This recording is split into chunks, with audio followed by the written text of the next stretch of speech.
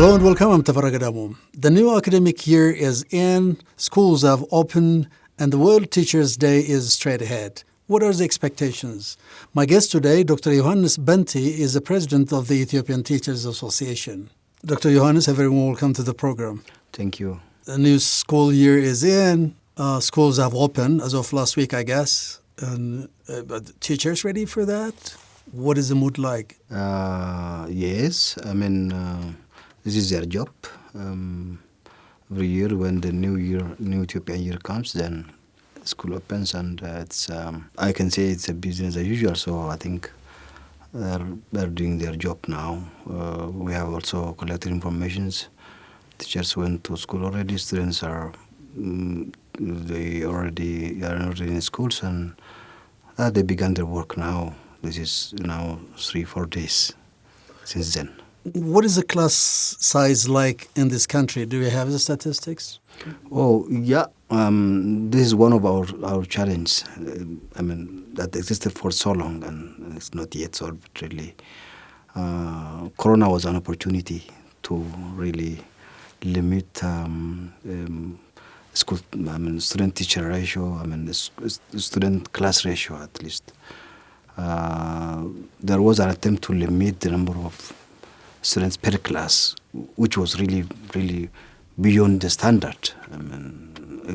Sometimes it doubles, and in some situations triples. The number of students per class is, in majority of the schools, in majority of the regions, is not according to the standard. So, what is the figure like? It sometimes goes beyond 100 per class, and in some regions, in some areas.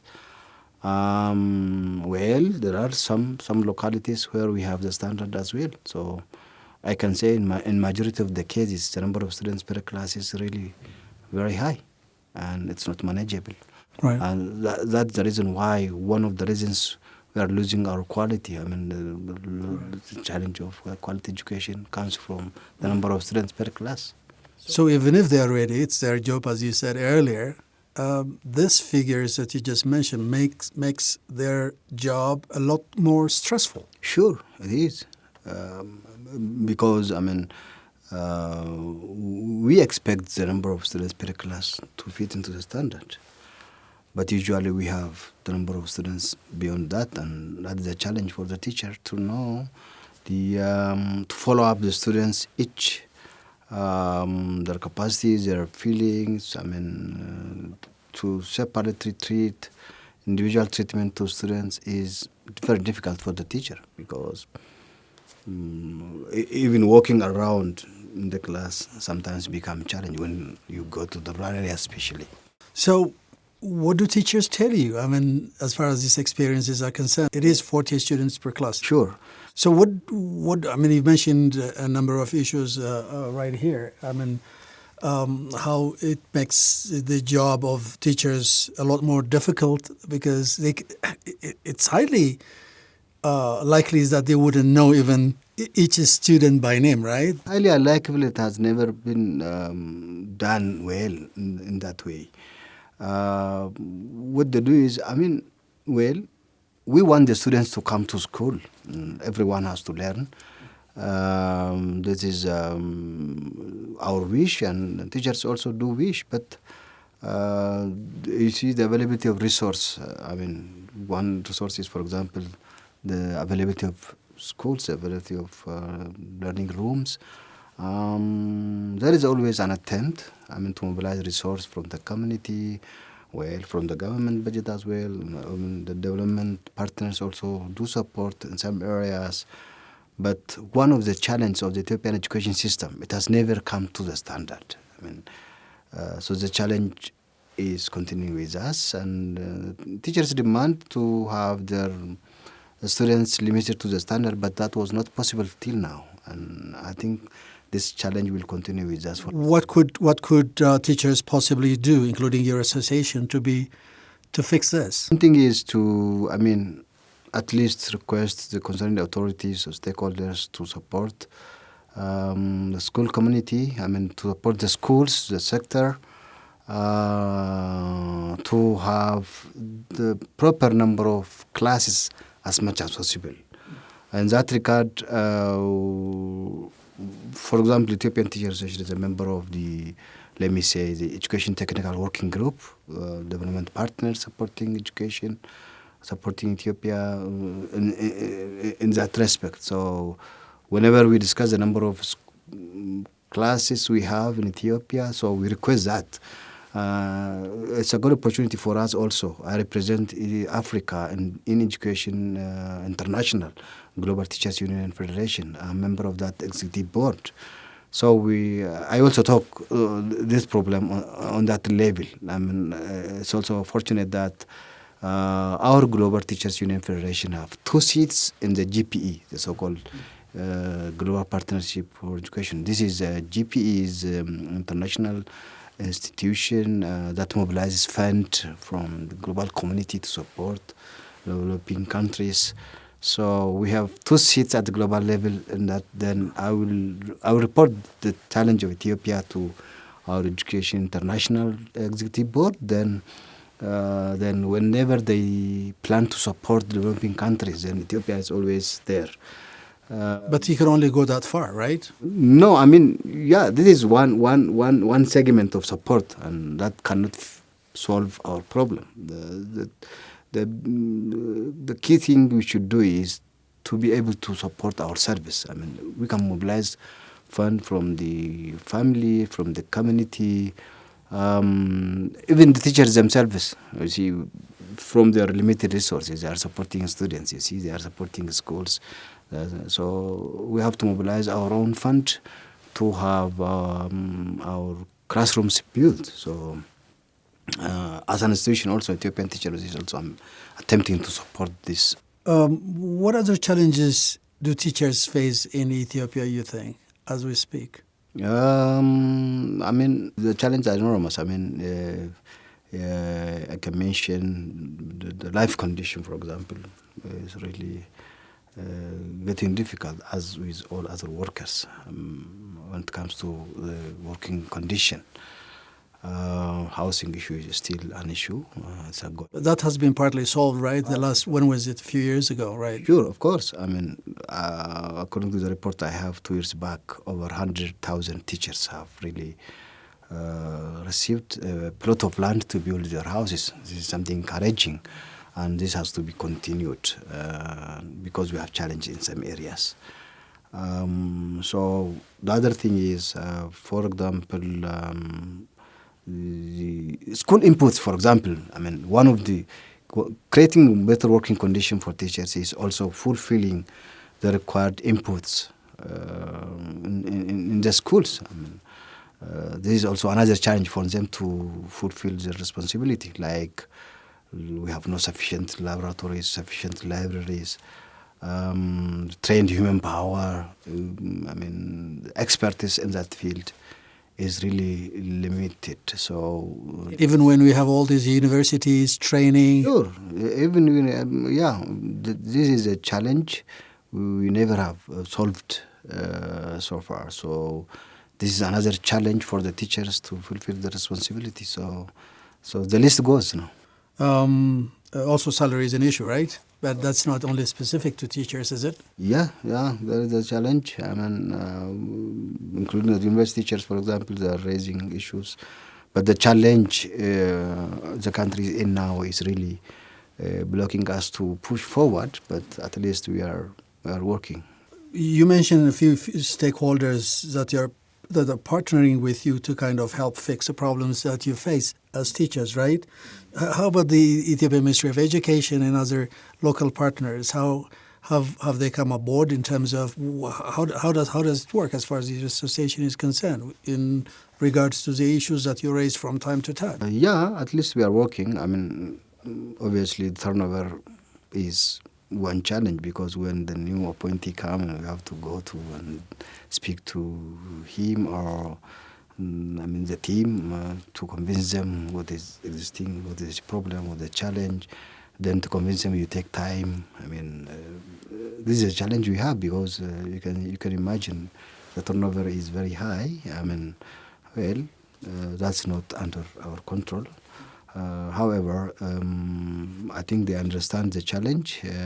We are also approaching them to inform them the challenge we have. I mean, the challenge the teachers are having. I mean, the challenge in the education sector. It takes time for them to understand actually, but we are pushing. So how about the regional authorities, regional administrations? Of course, Ethiopian Teacher Association has it is structure going to school, up to school level. So we have regional teacher association corresponding to the regional education bureaus. To my understanding, I think they are working closely, and they are solving the problems that could be solved at that level. So down to the school level, I think there is a positive relationship with the teacher association and the education sector in the hierarchy. So we are receiving positive response in that respect. And you face the same challenges that you face at the national level, right? Obviously. So when we speak about the regions, some of the regions, I think it makes your job a little more difficult because of the crisis, the conflict that we find ourselves in these days. How has it impacted the work of teachers? Because at least you have three regions that are heavily impacted by this. Sure. Was mentioning is Tigray, Amara, and Afar. Yes, we have challenge. The conflict, the war. We cannot minimize this one to conflict. It's a full-fledged war, really, which we have really requested every time, which we have been requesting to solve problems amicably and sit down around the table. And these are Ethiopians killing each other. It's pity. So that is affecting education, affecting human resource, students, teachers themselves. There are teachers who are really directly affected by the impact. Plenty of IDPs, also teachers, right? Sure, of course. IDPs, the non-displaced students, teachers. There are some teachers we received reporting displaced from them, for example, from Tigray. How many? Over 43 teachers have applied to us to have re-employment in some areas. Elsewhere in the country. Elsewhere in the country. So we requested the government to really solve this problem, and we have provided them with a very small solidarity fund. There are also, we have supported some universities, like Waldia, for example. We have provided them with 50,000 birr, at least to Waldia University. To do what? For what? The housing which they were living in was destroyed, so at least for rebuilding. We are also supporting students, in the Amara region, for example, to buy educational materials like exercise books. On behalf of us, we requested the bureau to buy them for 50,000 birr, for example. So we are trying to support a few supports. We are mobilizing funds even now to build libraries or like that in the future. So we are really facing very great challenge. The problem is so immense. Yeah, immense. Elsewhere in the country, we are also facing challenge. So that's why we are repeatedly requesting the parties to sit down and solve their problem. For how many times should we continue fighting each other? It's not. Even the international community positively should support this one. To come down and sit down and discuss under the leadership of the African Union. Last 2 weeks ago, I think we had a media briefing requesting the parties to sit down because it's affecting us really, and for us it became difficult to push forward even to defend teachers' rights, monetary issues. The economy is getting challenging now. So do you have any plans to continue supporting those schools which have been affected by the war? Yeah. For example, last week I remember we brought request to the Education International, because at least we pay annual fees, membership fees, over 1.35 million, over 22,000 euros. If the Education International leaves this for us, if it gives for us, for example, we can build some libraries, for example. So it's not easy. In those areas, yeah. Yeah, this is a small request we submitted to EI. Fortunately, after 3 weeks, we will have executive board meeting. I'm surely I will report the challenge we have to that board, and then so that they also mobilize the global community to support us. So do you talk to the teachers mostly who are serving in those conflict-prone areas at the very least? Do you talk to them, and when you do, what do they tell you? Yeah, we have. We are receiving written reports. The challenge they are in, and we have also, as I said, regional teacher associations in that area. Especially, we can receive reports from Afar and Amhara Regional Teacher Association. We have already requested them what is the challenge actually on the ground. What sort of support should we mobilize? What are the challenges you are facing? So they are submitting us their report. So then we organize this report, and after a month we will have a council meeting where we have all regional teacher associations and other concerned authorities participate. So there will be an agenda for us, and we will take, I think, some measures in the future to support, to mobilize funds to support those areas. In under 2 weeks, you're going to observe the World Teachers' Day. What specific plans do you have for that event, considering the situation that you find yourselves in? Yeah, I think this time the international community is discussing on education issues. So the theme of the World Teachers is already identified. I think it is termed the transformation of education begins with teachers. This is the theme of the year. So we are planning to organize a conference on the occasion of the World Teachers Day. One of the issues will be the challenges we have in this country. So education is transforming. It's fortunate that we are also implementing a new curriculum this year, revised curriculum. I think at least we are, in some areas there is a pilot test of the new curriculum. So it fits. Even the global theme of the World Teachers Day of this year also fits. It's an agreement with our transformation of education reform agenda. So that will be one issue we will be discussing on. Good luck, and thank you very much, Dr. Yohannis Benti, for joining me to talk about. Thank you so much.